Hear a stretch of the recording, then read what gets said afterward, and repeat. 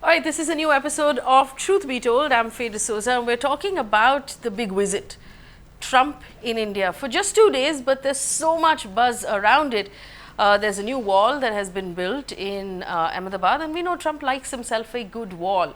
And we understand that the city of Ahmedabad is spending between 80 crore rupees and 100 crore rupees on a 3-hour visit. What's the buzz about? Why are these trips important to us as a country, and are we spending too much money? To help us understand what's really going on, very senior journalist Neerja Chaudhary joins me in the studio. Ms. Chaudhary, thank you so much for making time for Truth Be Told. And I know that you've been looking at all of this, the buzz around Trump. Do you think that it's too much money, it's too much hype? Would you explain to us why, as a country right now, we need a visit like this? Well, if you were to look at the invitation given by Prime Minister Modi to President Donald Trump of the US to come and visit, it didn't work out earlier. Then they asked for him to come for the Republic Day celebrations, that they turned down. Now it suits them. In a sense, I see it as a part kickoff of his own election campaign. And the American Indian community is quite powerful in several states of the United States.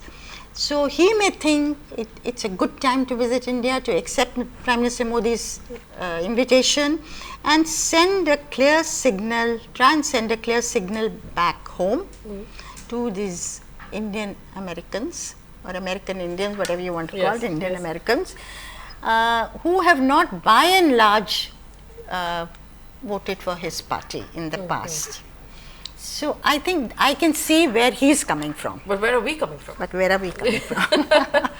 I tell you what, it may be right or wrong, to spend that much money. Of course, Donald Trump has said, Prime Minister Modi has said, millions of people will. Yes, and he's, Trump has made this statement now 4 times, to his own media, where he said, Prime Minister Modi has promised me that 7 million people will be lining the streets of Ahmedabad from the airport to the location of the stadium. Now, 7 million is 70 lakh, which is the population of Ahmedabad. So, I mean, we shouldn't be taking Trump seriously anymore, given the kind of things he says, but it does seem like a rally more than an actual visit of sorts, right? Well, this would, the millions by President Trump does put pressure on the government of India, government of Gujarat to, mobilize numbers, which I'm sure they're doing, cleaning up the city. Walls are going up or down. We don't know finally where they'll be at 6 foot or 4 foot to hide the slum areas. Of course, there is a unintended benefit for the people if the city gets cleaned up, if things get organized, which were not done earlier, which happens when a VIP comes. But that apart, yes, to spend 100 crores, and what we should certainly ask, what is going to be the benefit, because the trade agreement is not going through. That is pretty well clear. It's a very tricky one. Yes. It's it's stuck on medical equipment, on dairy products. So if I may for a second just explain to our audience what this is. So India used to be part of a trade agreement with the US, which was for a group of developing countries, where we were allowed to export some of our stuff, but we weren't taking all of their stuff in return. Donald Trump and his team kicked us out of that agreement last year. And our, External Affairs Ministry have been trying very hard over the last 1 year to go back into some level, but we've not reached an agreement. And Trump actually made a statement saying they're not treating us very well in that agreement, suggesting that we're not going to close it in this trip. So that brings us back then to what you were saying of, so then what's the point? He has said, saying words to the effect that I hope it will happen in the future, meaning it will happen before my election. He said we have a bigger thing in course, but we'll tell you later. I mean, it seems really odd diplomatic. Therefore, we know the trade agreement, which would have given us economic benefit, is not happening. Therefore, why are we welcoming him with open arms? Nothing wrong with that. He is the President of the United States. I think it may be because we are facing a lot of flack on CAA.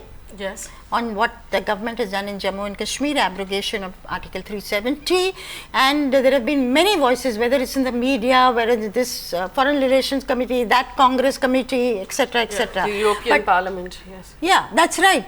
So the Western world has been critical of what has been done.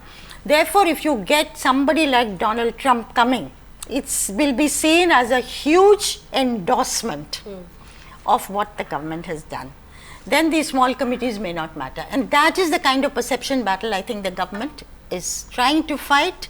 And of course, Mr. Modi is given to doing things big. Howdy Modi, and now, Howdy Trump. Howdy Trump. Kim Cho Trump. But we've also apparently bought $2.4 billion worth of helicopters for our Navy from the US around this trip. Again, is this normal because, or is this something that happens around trips like this? You know what I find overall, what we have done, this is not just now, but in the past also, we don't bargain as hard on the economic issues, the economic goodies, which will benefit our people, or technology transfer of the kind that we should go for. I don't mean the burger technology. Yes. Whereas the West does that. We go for, getting some kind of statement on Kashmir, much more the immediate political benefit.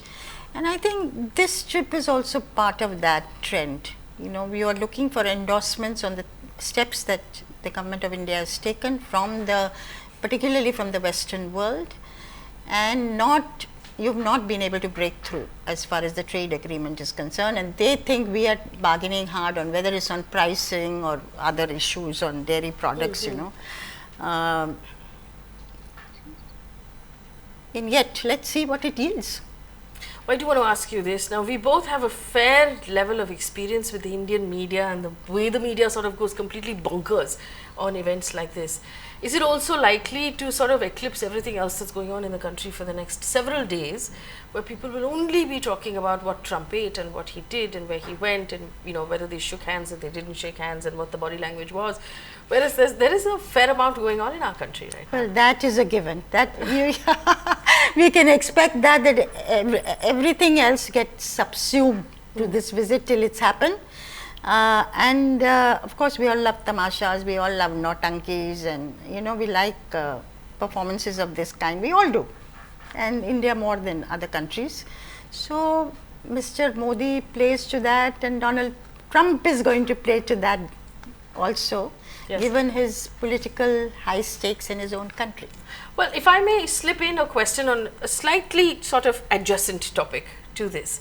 That's the topic of, say, Shaheen Bagh and sort of the mini Shaheen Baghs that have popped up all over the country. We have Hyderabad and Calcutta and Mumbai and Chennai on last count, Lucknow, where there are women actually now in sit-ins, Muslim women in sit-ins.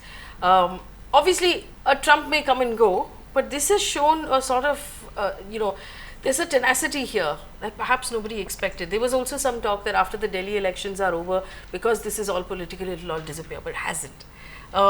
Do you believe that while this tamasha of a large visit from Trump will come and go, the message of Shaheen Bagh is now global? I think Shaheen Bagh has been watched with great interest. All over India, of course, as you say, several Shaheen Baghs have taken place, and Muslim women particularly, of course, young people have stood by them.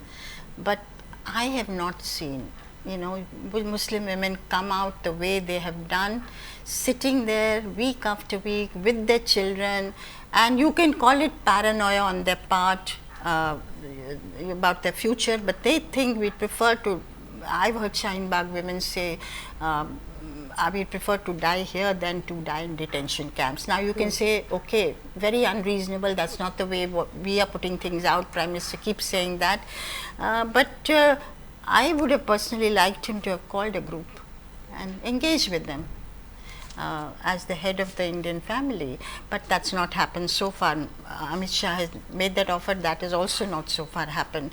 They are taking a softer route through the court. Yes. Rather than removing them forcibly, because the implications will be huge if some violence takes place. But I'll say this to you, that we are seeing something unprecedented in terms of the empowerment of the Muslim women and the courage they have shown. And I think we are in the process, we probably look back, Faye. A new leadership is getting thrown up.